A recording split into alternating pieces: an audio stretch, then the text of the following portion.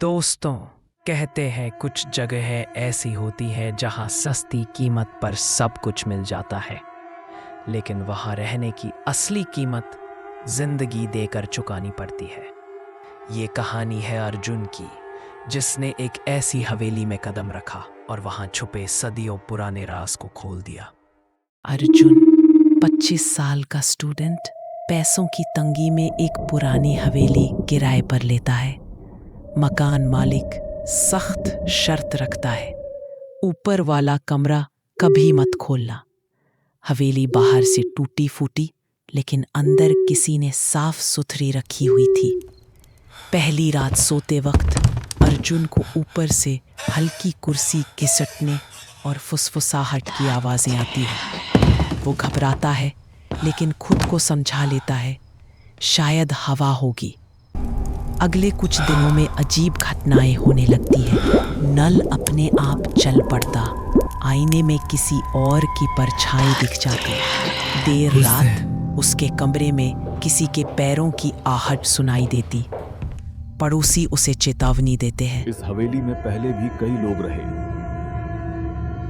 लेकिन जिंदा बाहर नहीं आए। जब अर्जुन मकान मालिक से पूछता है तो वो गुस्से में चिल्ला पड़ता है, जिस कमरे का नाम लिया उसी ने तुझे निगल लिया। तो एक रात आवाजें इतनी तेज हो जाती है कि अर्जुन हिम्मत करके ऊपर वाले कमरे का दरवाजा खोल देता है।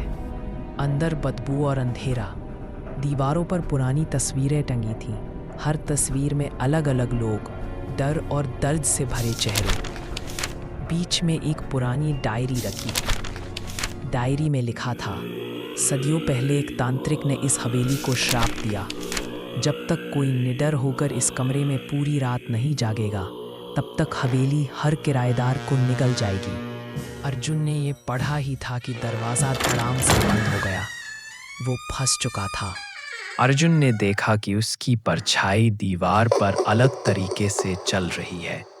वो मुस्कुरा रही थी और धीरे धीरे उसकी ओर बढ़ रही थी। अर्जुन ने कांपते हाथों से डायरी की पंक्तियां जोर से पढ़ीं और परछाई गायब हो गई।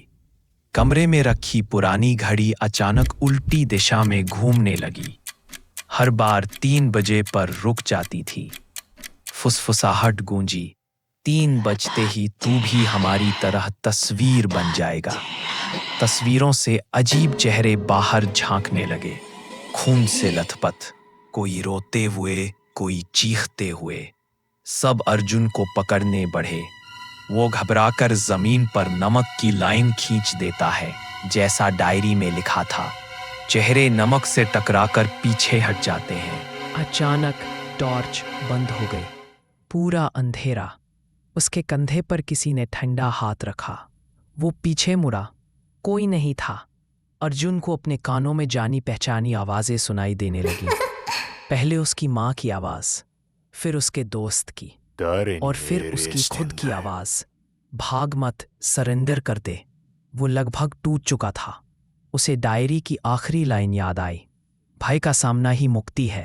अर्जुन ने जोर से चिल्लाकर कहा, तुम चाहे जितना डराओ, मैं भागूंगा नहीं। कमरा कांपने लगा, तस्वीरें हिलने लगी, आवाजें तेज हो गईं, लेकिन धीरे धीरे सब शांत हो गया। परछाइयाँ गायब हो गईं, तस्वीरें धूल में बदलने लगीं और घड़ी की सुइयां रुक गईं। सुबह की पहली किरण कमरे में आई। अर्जुन थका हुआ था, लेकिन जिंदा था।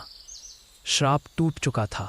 मकान मालिक दौड़कर आया और रोते हुए बोला,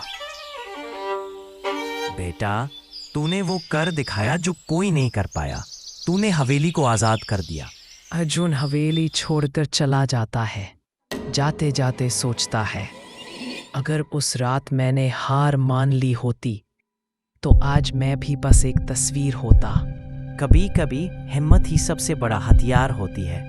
लेकिन सोचिए, अगर आप होते अर्जुन की जगह तो पूरी रात जाग पाते?